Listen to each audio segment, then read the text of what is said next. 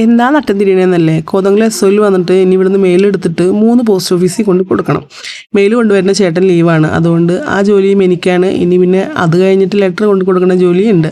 ഇന്ന് രാവിലെ തന്നെ അത്യാവശ്യം വെയിലൊക്കെ ഉണ്ടായിരുന്നേ, മഴയൊന്നും ഇല്ലാത്ത നല്ലൊരു ക്ലൈമറ്റ് ആയിരുന്നു. അങ്ങനെ അവിടെ നിന്ന് ചേട്ടൻ എന്താക്കി, എനിക്ക് നന്നായിട്ട് വണ്ടിയിൽ വെച്ച് കെട്ടി തന്നു. കാരണം 3 ഓഫീസുകളിൽ ഇത് കൊണ്ട് കൊടുക്കണം എന്നുള്ളതാണ്. അങ്ങനെ തിരിച്ച് നമ്മൾ ഓഫീസിൽ വന്ന് മെയിലൊക്കെ ഇവിടെ കൊണ്ടുവന്ന് വെച്ചു.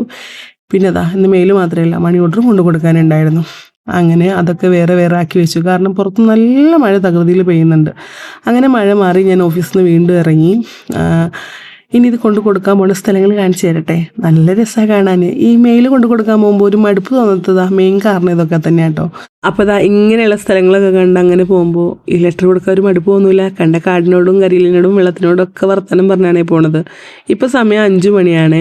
ഏകദേശം ഇന്ന് ഒത്തിരി മെയിലുണ്ടായിരുന്നു. കാരണം 2 ദിവസത്തെ മെയിൽ പെൻഡിങ് ആയതുകൊണ്ട് ഒരുപാട് കൊടുക്കാനുണ്ടായിരുന്നു. അങ്ങനെ നമ്മുടെ ചെറുകുട്ടൂർ സ്കൂളിൻ്റെ അടുത്ത് വന്നപ്പോൾ നല്ലൊരു രസമല്ലേ കാണാൻ.